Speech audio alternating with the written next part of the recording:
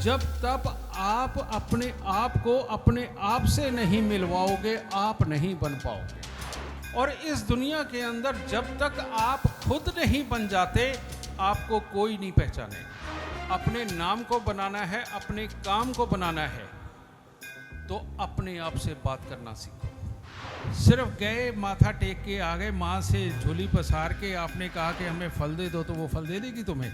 इतने नालायक बच्चों को तो कभी भी फल ना दे। फिर माँ काली का रूप दिखाओ।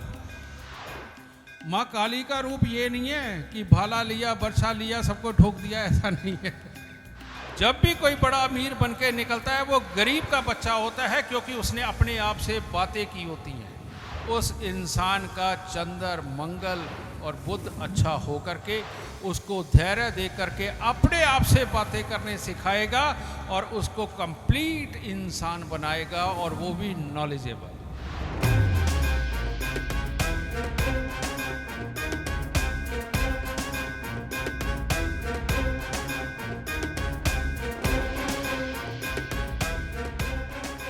जय माता की और जय नारी शक्ति की।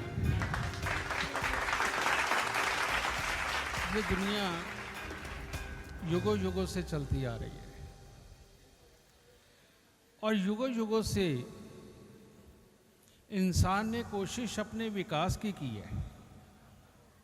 इंसान यानी कि आदमी, औरत, अपने विकास के लिए इतनी सारी कोशिशें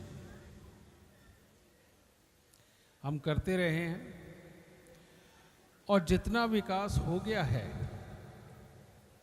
वो बताने के लिए हम सम्मेलन करते रहे हैं। तो आज आप सब ने इकट्ठे होकर के फिर एक सम्मेलन किया, इसके लिए मीनू जी के लिए तालियां, उनको बहुत बहुत बधाई।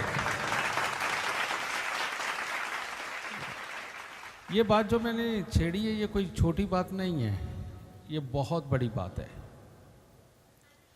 और वो बड़ी बात क्या है? पहले ऋषि मुनि हुआ करते थे, सिर्फ आदमी नहीं, औरतें भी हुआ करती थी। ये भी ऋषि मुनि रही, और इन्होंने अपने जीवन के अंदर जो कुछ भी पाया है, इतनी बड़ी बड़ी इन्होंने अचीवमेंट्स पाई हैं। इंसान के अंदर को, बाहर को, आसमान को खंगाला है, दुनिया को पाया है, दुनियादारी चलाई, इतनी बड़ी बड़ी ताकतें पाके आशीर्वाद दे करके दुनिया को बहुत ठीक किया, उनको और ज्ञानवान बनाया।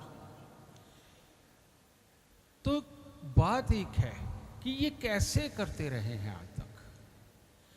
कैसे होता रहा है कि एक इंसान इतनी बड़ी शक्तियों को प्राप्त कर ले?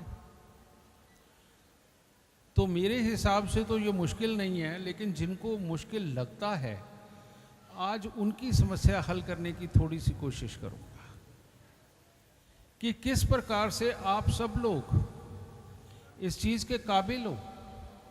लेकिन वो जो एक रास्ता नहीं मिल रहा वहाँ तक पहुँचने का, जिस रास्ते पे चल के मैं भी जेडी वशिष्ठ बना, मैं वो देने की कोशिश करता हूँ आप सबको, ताकि अगली बार उन ऋषि मुनियों जैसी शक्तियाँ और जेडी वशिष्ठ जैसी जो भी छोटी मोटी ताकत है, वो आपके अंदर भी समाहित हो सके। इस सृष्टि के अंदर आज की डेट में सब कुछ बिगड़ जाने का एक ही कारण है, और हम लोग मॉडर्न हो गए हैं, साइंस को पा लिया है, साइंटिफिक चीज़ें यूज़ करते हैं, मॉडर्न ज़माने की चीज़ें यूज़ करते हैं। हम इनके अंदर उलझ के रह गए। हमने अपनी बुद्धि पे जोर देना बंद कर दिया है, हमने सोचना कम कर दिया है, और चीज़ों को यूज़ करना ज़्यादा शुरू कर दिया है।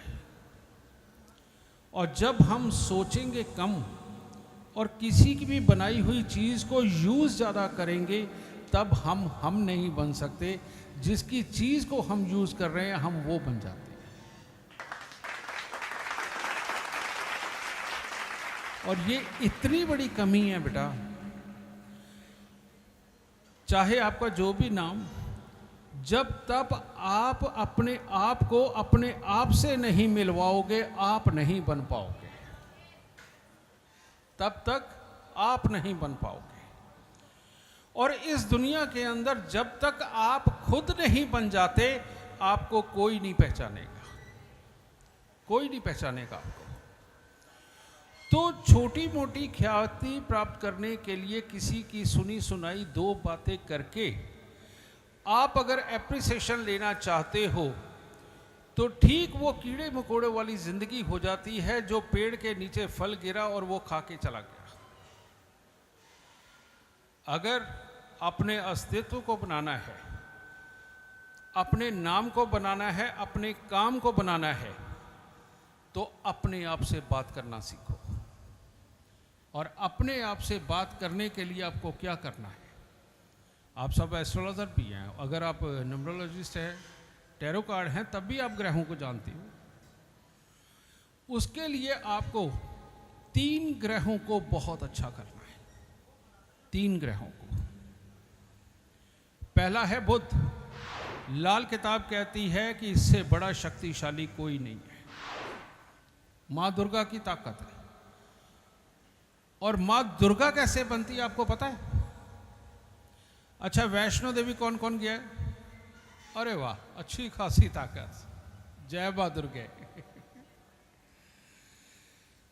आप जब वैष्णो जी में जाते हो तो आप क्या देखते हो? दर्शन करते हुए वहां सामने 3 पिंडी है। लेफ्ट पे माँ सरस्वती, राइट पे माँ काली और सेंटर में माँ लक्ष्मी। इसका मतलब क्या है?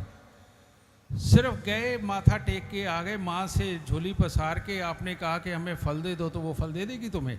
इतने नालायक बच्चों को तो कभी भी फल ना दे, जिनको ज्ञान भी नहीं है कि वो यहाँ आए क्यों हैं। वो फल किसको देगी? जो दुर्गा का स्वरूप को समझेगा। और दुर्गा का स्वरूप क्या है? जब आप लेफ्ट हैंड के ऊपर देखते हो मां सरस्वती, सरस्वती का वो गुण आज हमारे सम्मेलन में विद्यमान है। वो क्या है? यहां नॉलेजेबल पर्सन भी हैं, एक दूसरे से नई जान पहचान करोगे, मीठा बोल के सबको दोस्त बनाने की कोशिश करोगे, और आपकी यही जान पहचान और नॉलेजेबल पर्सनों के साथ में आपका जो वार्तालाप, ये मीठापन जो माँ सरस्वती वीणा बजाती है ना, वो मीठेपन के लिए दर्शाया गया है।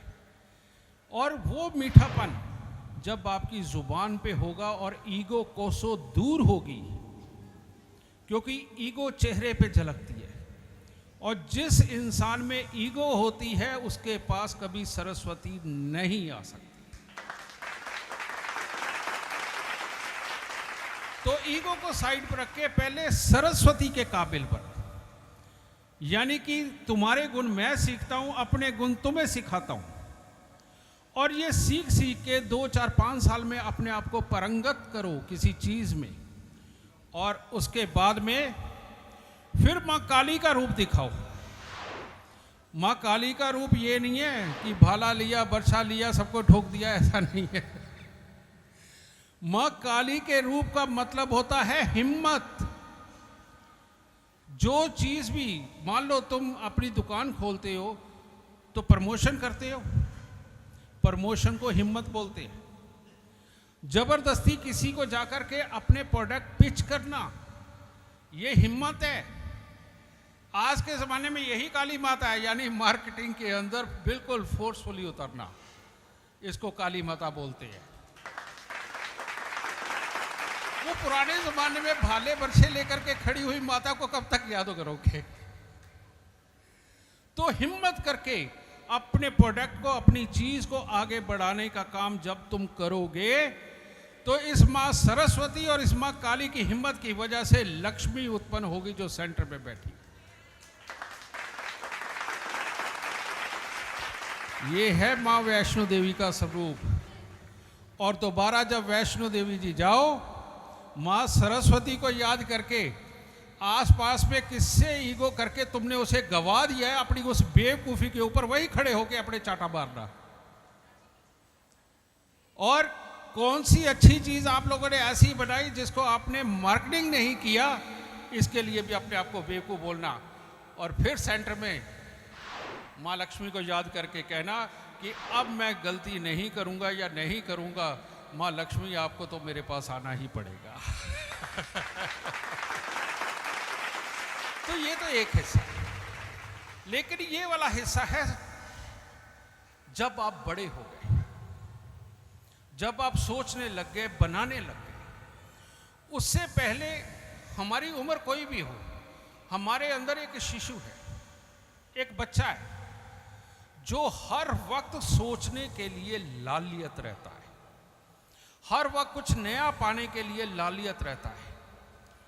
वो बच्चा अगर वो अटकेलियां करने वाला बच्चा होगा तो वो पावर गेम में जा सकता है, लेकिन जहां ज्ञान की दुनिया आ जाती है, जहां पर प्रोडक्ट डेवलप करने की बात आ जाती है, जहां पर साइंस खोजने की बात आ जाती है, वहां आपको 3 ग्रह जो मैंने बताए, बुध, चंद्र और मंगल, इनको ठीक करना पड़ेगा। अब हम तो पैदा हो चुके, जैसा इन्होंने बनना था बन चुके, लेकिन इनको पैदा होने के बाद अगर ये खराब भी है तो कैसे अपने आप को ठीक करना है, ये करते हैं। तो इसमें एक छोटा सा एग्जांपल देता हूं कि हमारे शेखड़ी साहब भी बोलते हैं और भी बहुत सारे एस्ट्रोलॉजर बोलते रहे हैं कि मैं रिसर्च के लिए ना 5 स्टार होटलों में ले जाता हूं अपनी पूरी टीम को। सच है, जंगल खत्म हो गए हैं, कुदरती व्यू खत्म हो गए हैं। अगर मैं यहां से जाऊं, 2 दिन जाने 2 दिन आने में टाइम भी वेस्ट होगा, मैं अपनी टीम को लेके होटलों में चला जाता हूं और हम एक हॉल में बैठते हैं और बिल्कुल शांत जगह पे बैठते हैं और बैठ के हम पूरा मंथन करते हैं। और वहां बैठ के मैं अपने बच्चों को एक ही बात सिखाता हूं कि कम से कम सुबह या शाम को जब आपके पास वक्त हो, 2 घंटे 3 घंटे तुम्हारे होने चाहिए किसी भी चीज के ऊपर सोचने के लिए। जब तक आपके पास 2-3 घंटे नहीं हैं, आप उसकी गहराई तक पहुंच ही नहीं सकते। फिर उसको प्रैक्टिकल करके देखो, उसमें कमी क्या निकली, फिर 2-3 घंटे सोचो। और जब तक आप किसी चीज के ऊपर हफ्ता, 1.5 हफ्ता, महीना नहीं लगा लेते, वो सोच, वो जो फोकस करने वाली सोच, वो आपके अंदर डेवलप नहीं होगी। पुराने समय में ऋषि मुनि क्या किया करते थे? साधना नहीं किया करते। साधना करके क्या वो परमात्मा से सीधा तार जोड़ देते थे? परमात्मा वहां से सप्लाई भेजता था क्या? नहीं, उन्होंने सोच सोच के ही अपने अंदर की उन ताकतों को बड़ा किया कि इन सितारों को कैसे देखा जा सकता है, इन नक्षत्रों को कैसे जांचा जा सकता है, ये मौसम कैसे बदलता है, कैसे ये दिन रात चल रहे हैं, कैसे आंधियां तूफान आ रहे हैं, कैसे क्या हो रहा है। उन्होंने उसके ऊपर काम किया क्योंकि उससे पहले किसी ने काम किया ही नहीं था इन चीज़ों पे। और पहले काम किया, फिर उनको नाम दिए और इतने लॉजिकली और ऑथेंटिक नाम दिए, हर नाम के साथ में उसकी खासियत मिलती है। वो हमारे पहले ऋषि मुनि ये सब कुछ कर गए। अरे आप सब तो उनकी एडवांस औलादे हो, क्या कुछ नहीं कर सकते आप लोग? आप सब कुछ कर सकते हो, लेकिन हुआ क्या, जो बन गया उसको भोगने के अंदर इतने बिजी हो गए हो कि अपने अंदर की छटपटाहट को कंट्रोल नहीं कर पा रहे हो। इसीलिए आज की डेट में आप एक चीज नोटिस करना कि जब भी कोई बहुत बड़ा अमीर बन के निकलता है, वो गरीब का बच्चा होता है।